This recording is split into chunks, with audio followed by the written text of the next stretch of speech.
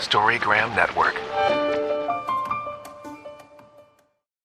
Hosting for this podcast is generously provided by Transistor at transistor.fm.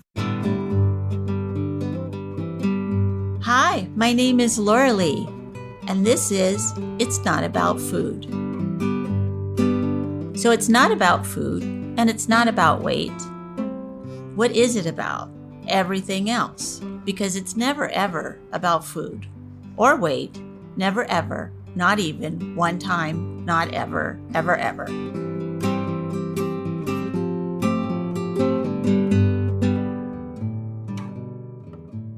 Hello, everyone. This is Laurelee Roark from It's Not About Food podcast. And today we are going to talk about body talk.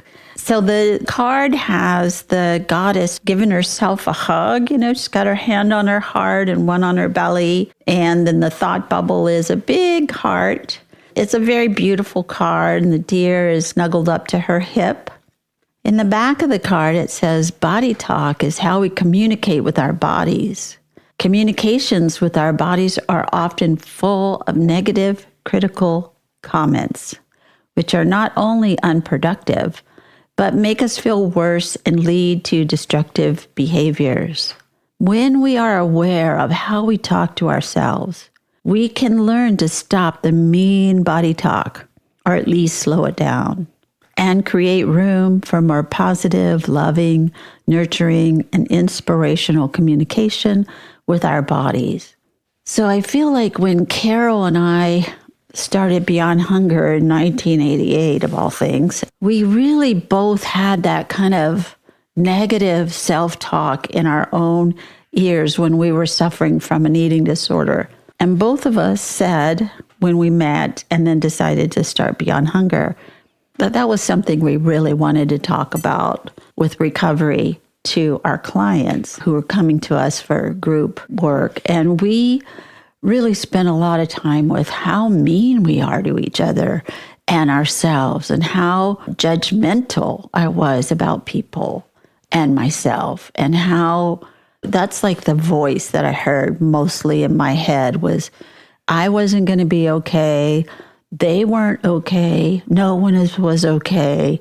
It was all terrible, and that's the way it was. So I'm really glad to have our next guest. I'm going to have her introduce herself and tell us what she does and why she picked this card. But, I think anybody that's working in this field, we all know what that's like to have that mean, just hateful voice that tells us, especially about our bodies, that we're not okay. And I'm hoping that we can have a really good discussion about that. So go ahead and introduce yourself, and we'll go from there. Yeah, I am Claire Hansen.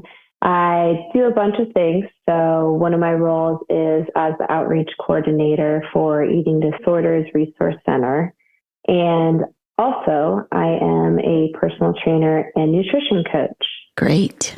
And so how is that working with your outreach? I'm sure guiding people away from that mean voice to a more positive, loving voice of bodies and talking about our bodies to ourselves and each other.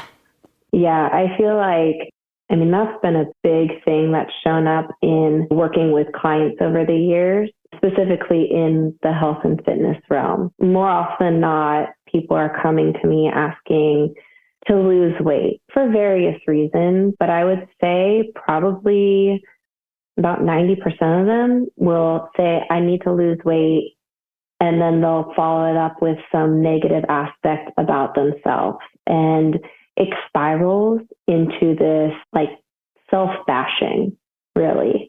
And I think one of the things that I really try to portray to all my clients and really anybody around me is the way we talk to ourselves.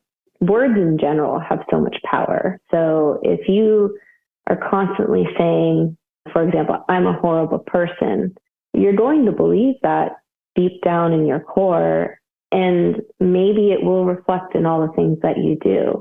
Now, I don't believe that all of us are awful, horrible people at our core. I think that we are good, that there's good in all of us. I think that just sometimes you need someone to kind of help you realize and shift the mindset from that negative self-talk into a more positive, nurturing self-talk. And when you work with somebody who's I just want to lose weight and I don't care. How do you coach them back into, developing that loving, compassionate voice? Yeah, first and foremost, I always meet my clients where they're at. And I bring it back to my own experience a lot of the time, because I remember when I was in my eating disorder, nothing anybody said to me was going to change my mind about the next fad diet I wanted to do. Sometimes what I really needed was someone to just listen to me talk about this crazy thing I was going to do, and then kind of reality check me in a really soft, caring, but constructive way. So more often than not, I'll listen to what they're saying, what their plan is, right? Like I've had so many people come and say, okay, I'm going to cut out all carbs. And then the first thing I ask them is, okay, let's play it through.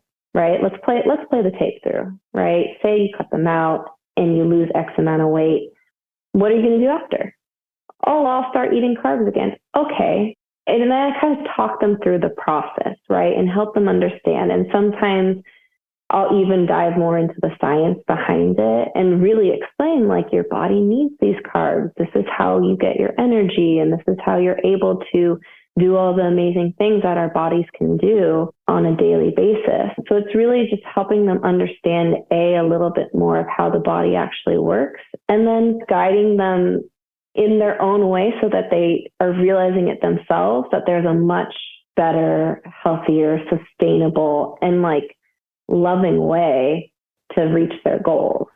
Yeah, I love that. And do they listen? I'd say more often than not. I will say there's plenty of people who won't work with me because I don't get on board with the super restrictive eating and working out 1,000 times a day. Some people will start off with me, and then eventually they kind of all weed themselves out with those who realize I'm not going to support that.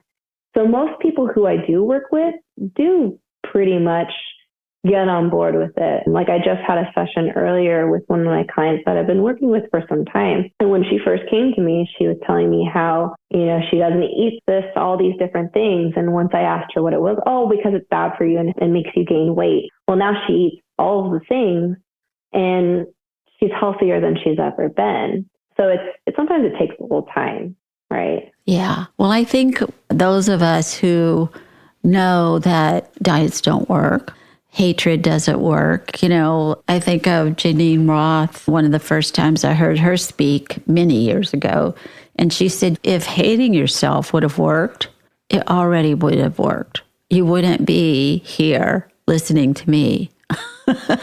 And I thought about that so much over the years of that. That was exactly where I came to. Well, it doesn't work. What does work? And I didn't have an idea what worked. I got into therapy and I went into a program. And in the program, I found a very down-to-earth nutritionist who didn't make it worse, didn't make my eating disorder worse, who taught me I can eat whatever. It's just a matter of, does it work for my body or not? And then I was off. Then it was great because I was back to trusting myself as I had done as a child. And I agree. I think in the throes of my eating disorder, if I had found someone like you that told me, no, you can't be on a diet and you can't work out 6 hours a day, in my eating disorder, I would have I just would have never called you back. Yeah, and I understand it, right? When that happens, like you said, I was that person. My hope with all my clients is obviously helping them live healthier lives, but also helping them learn some self-awareness. I might be doing a one-on-one session with them with weights, but we're talking the whole entire time. And sometimes I'll have clients who say oh, I can't do that. And it's very similar to how I would talk to my daughter, my 7-year-old daughter is, hey, you can't do this yet, right? We got to put that yet in it so that you give yourself the chance to be able to do it. So true. That's a great point. I think that was probably what one of my first therapists that helped me get over my eating disorder told me. It was a lot of self-care and a lot of, I believe you can do it. And so I'm going to believe you can do it until you believe you can do it. It's really sweet. So tell me about your clients. They come in, or even yourself. So how do you get them to go to this really negative self-talk to the more positive, loving voice, that so many of us struggle with, trying to leave that other one behind? And I always tell my clients, myself, I tell them, you're not going to get a lobotomy. You're going to get the ability to know that's a thought and not follow the thought. It's going to come and it's going to go, and you don't have to get stuck on it. Right. We use a lot of positive reinforcement. After every single session, I make sure to point out very specific things that they did that were great. So like, for example, today, one of my clients, I upped the weight. This woman's amazing. She's 69 years old, and today she was doing dumbbell bench press with 20-pound weights, right? So Wow. 40 pounds total. And that's fantastic.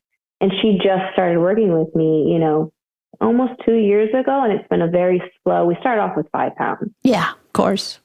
Right. And so the fact that she's able to do that with relative ease, right? It's challenging.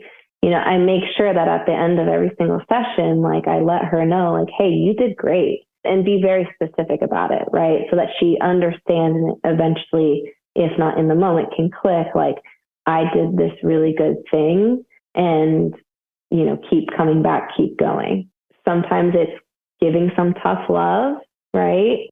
Like I've had a client in particular who wasn't really showing up consistently for a while. He'd show up maybe once a week when we were supposed to be meeting 3 times a week, and he was showing up 15 minutes late, and it's an hour session.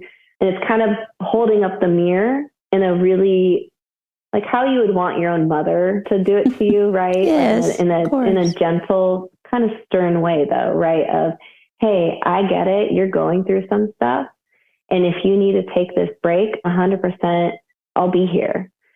At the same time, I'm here as your coach. I'm here for accountability. I'm here to help you get to where you want to be. And these are the behaviors that I'm seeing that aren't helping you. So what can we do together to get you to where you need to be? So it's having those conversations that aren't necessarily fun, but they're necessary. So sometimes it's more of that. And other times it's giving recommendations for books or podcasts, or I'll see things in social media and send it to them because it makes me think of either what they're going through specifically, right? Because in these sessions, they disclose a lot of information, and some of it's pretty heavy. And so sometimes I'll show them information that I either saw that made me think of them, and it's, hey, here's this, like, hopefully your problem that you're experiencing right now can become a solution eventually, right? Or turn into a solution. Yeah. And I think, my old school of thinking about coaches is completely different than what you're describing.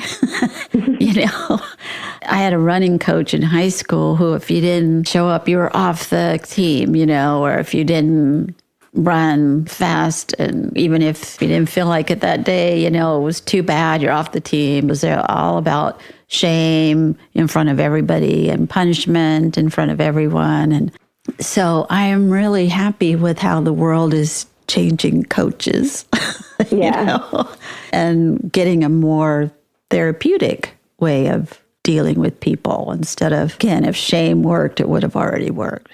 Right.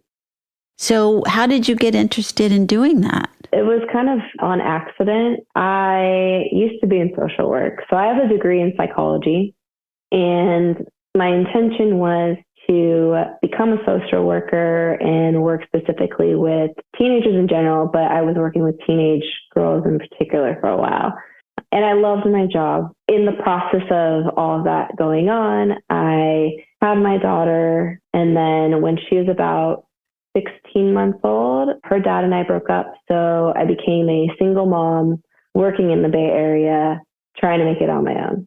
And luckily I have a fantastic family, right? So I always have had that support, but I'm a little stubborn and want to be able to do things on my own. And so I tried to figure out, okay, how can I still help people, but have a little more flexibility in my schedule? Because at the time I was working like 60 plus hours a week, making just not enough.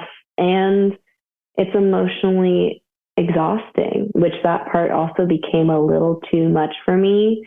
You know, every time I'd go into work, I saw these girls who I adored, and all I could think about was my daughter. And it was just so hard to separate and leave that at work and not bring it home. So at the time, I had went to rehab for my eating disorder. And for a long, long time, I stayed away from anything nutrition related, anything fitness related, because it was too much, too triggering. But at some point after my daughter was born, I got back into it because I realized I wanted to learn how to have a healthy relationship with food and with working out so I could have a long, healthy life for my daughter, really. So while I'm trying to figure this out, right, single mom in the Bay Area, trying to find flexibility, a friend of mine at the gym I was working out at was like, hey, why don't you become a trainer? You can make decent money. Your schedule is flexible. And I think you would be really good at it. So the original plan was to just do training while I was going to school to figure out what I was going to do. And then throughout that process, I really fell in love with training. And it was like the more I learned about our bodies and the way they move, and then the nutrition aspect of it, it was super healing in a way, to be honest. You know, I had stayed away from it for when I was in my eating disorder, I always went to the extreme, right? So I never did anything in a healthy, sustainable way. And that was my warped view of fitness and nutrition, was this very like eating disordered behavior way of going about it. And now I'm learning all the things that I did learn in the program I went to, but it's clicking. And it really just, you know, I fell in love with it. And I knew that if I could heal from this, somebody who spent years in their eating disorder, years of hurting their body with both exercise and food, and could find a way to actually heal it with exercise and food, I wanted to be able to give that. And so it took a little time for me to get into it full force, you know, because there was a negative self-talk, and I was still healing myself and all of the trauma and all this stuff that was going on. But as of, I think it was December 2020, it was when I went full force into being a fitness and nutrition coach. And it's been pretty great, honestly. Storygram Network. Welcome to One Media, One Media. When you're whining with nurses. It's a place I like to call The Bleed. My name is Laurelee, and this is It's Not About Food. The art of being yay isn't just something he developed. Storygram Network. I joined Beyond Hunger about 3 years ago after my own eating disorder recovery. I've been with the Peer Ed program for over a year. I've been a peer educator for a few weeks now. Beyond Hunger is an amazing organization in which high schoolers like me get to go to schools across the Bay Area and educate teens and students on mental health, body image, intuitive eating. I joined because it really helps people. I joined the program because I believe that the information we provide people my age is very important. Beyond Hunger has allowed me to connect with the youth in my community and reaffirm to myself what I know is true. It has given me an opportunity to educate others and inform others around my age. And I just think it's a really wonderful program. Because I want to teach other teens what I never learned. Appreciating your body through its ups and downs, navigating diet culture, and learning about intuitive emotions and hunger. And I felt that it was super important to continue to make change in the community. My name is Laurelee Roark, and I am one of the founders of Beyond Hunger. My business partner, Carol Normandy, and I founded it in 1988. But for the last 25 years, we've been going into schools and talking about the issue of eating disorders and body hatred. We train young women to go in with us, peer-to-peer, student-to-student, and it is a wonderful program. Please give generously this holiday season. Thank you.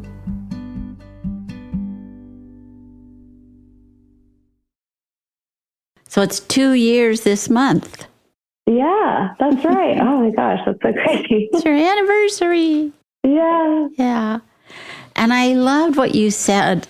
That was exactly my story. I could not work out for years because I was very afraid I would go back to this crazy living at the gym existence and hurting myself, but doing it anyway. Again, I can remember as a runner, just ignoring every cue my body was giving me that it was getting hurt, and just, shut up. I've got to do this to be thin, And the same way with eating, I just would ignore hunger. I would ignore fullness. I would eat things I did not like at all, or I would eat things that I thought I loved and overeat them, and I didn't love them, and they didn't work for me. I just was so screwed up. So I was very afraid to go back to that if I stepped outside my little padded cell, And it was a big awakening for me to be able to work out and not even call it that, just exercise, because my body loved it, and be okay with that and not turn it into a prison sentence. And the same way with food, when I was able to legalize food and just go with what my body likes or doesn't like, it was so freeing. Yeah, and that's the funny thing too is, people will look at me as a coach and they're like, oh, you must never eat sugar. Actually, I had someone ask me earlier, they're like, so what do you do in times when the holidays are crazy and there's all these treats and whatnot? I'm like, if I want something, I eat it. But also I understand that there's certain things that when I eat them, I just don't feel that great. And will I still eat them sometimes? Yeah. But I think the difference between now versus, years ago when I was in the thick of my eating disorder is like, I would still eat the thing that I knew didn't make me feel good, but then there would be all this shame and just negativity associated with it. And now it's like, oh, that happened. Maybe I'll learn the lesson. Maybe I won't. It is what it is. Not a big deal. So it's very different. It is. And I can remember telling somebody, well, what if I only eat ice cream? And they said, eventually you won't want only ice cream. You'll want salad and a soup and some protein. You won't really always eat ice cream. It took a while for me to get that saturation point where that's enough ice cream. But it did happen, just like babies, they know what they like and what they don't like. I've watched both of my son and both of my grandkids just slide stuff off their tray they don't like. And then all of a sudden like it again or never like it again, and it just didn't matter. So I love that you had that experience and you tell that to your clients too. Yeah, I try to be as transparent as possible with my clients. I think I have a healthy relationship with exercise and food now, right? And I've built it up over the last 9 years, but it hasn't been linear. It's not like I just woke up one day and was like, oh, I am having positive self-talk. I accept my body for the way it is. I am having a healthy relationship with food and exercise, and we're good.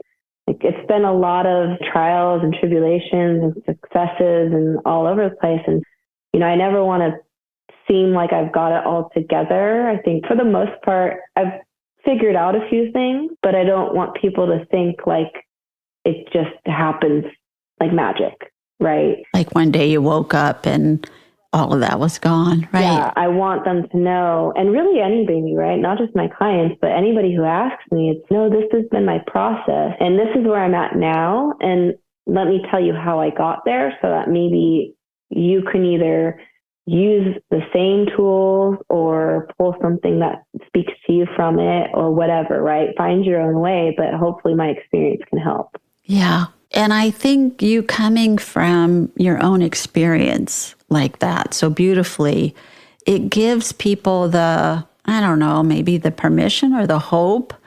Well, I ate a whole jar of peanut butter one time too.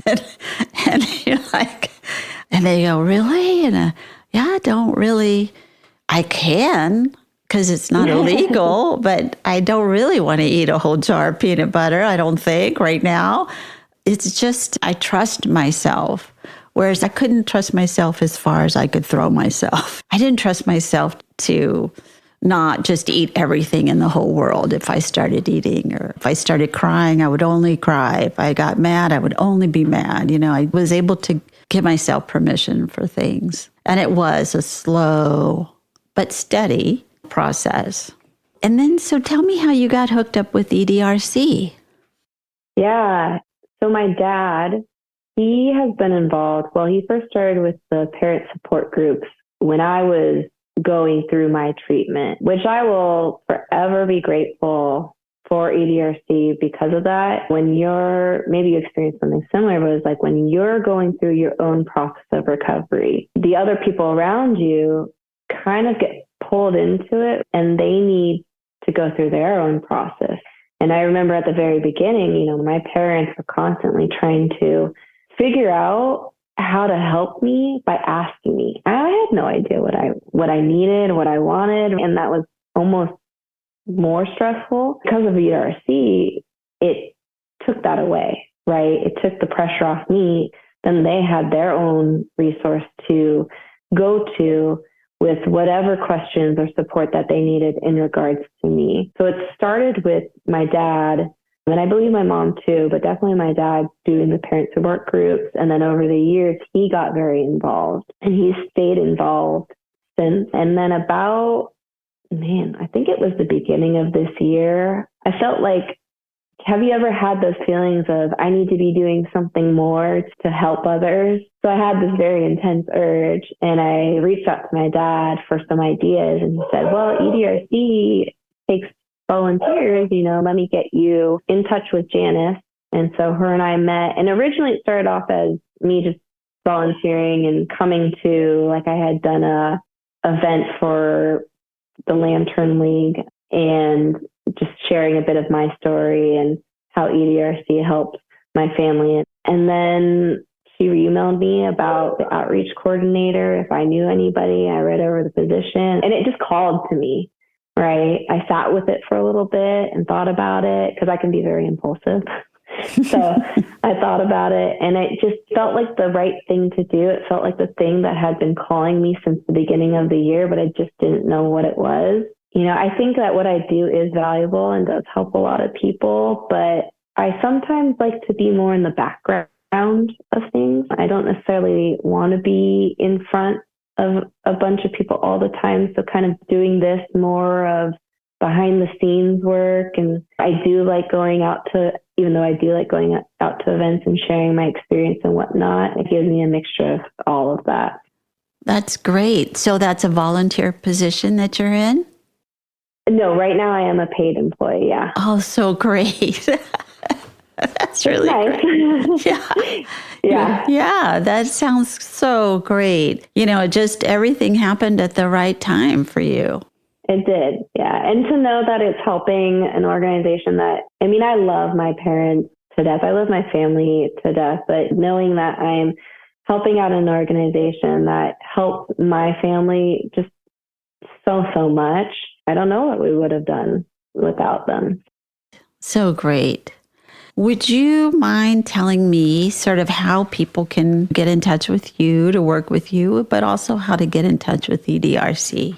Yeah, so to get in touch with me, you can reach out to me at clearfithealth@gmail.com. or reach out via Instagram at Coach_Claire. And then in regards to EDRC, if you have questions or would like to get involved, you can email me directly at claire@edrcsv.org or visit our website, www.edrcsv.org. Great. What's the SV stand for? Silicon Valley. Okay. Yeah, it's a great organization, been around for a long time. They do great work. I think they have a parent talk once a month or Ask the Expert. Ask the Expert. Yeah, I'm going to be on there in January. But it's such a great thing that anybody can listen to hear that there is hope, strength and hope for them. You know, that no matter who has the problem, everybody has the problem. We're a whole nation of eating disorder people, you know. Yeah. We're all codependent. We're all got crazy, weird ideas about food and weight. So I think the more we speak out about it, the better off we all will be. So I wonder if you would do this today. I will practice. Today I will practice being aware of my negative thoughts and comments about my body. I will practice stopping them and replacing them with neutral or positive statements.